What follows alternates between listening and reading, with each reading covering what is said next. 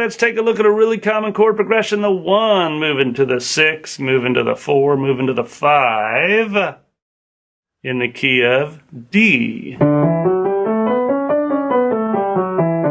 D major. Okay, the 1 chord is going to be a dirty D. The 6 chord is going to be a B minor. The 4 chord is going to be a G major. And the 5 chord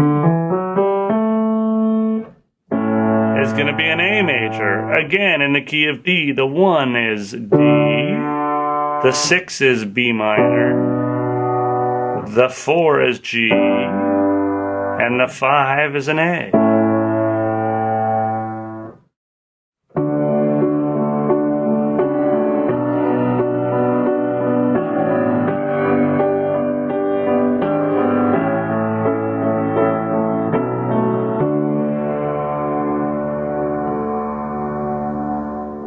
That's the 1 moving to the 6, moving to the 4, and the 5 in the key of D major.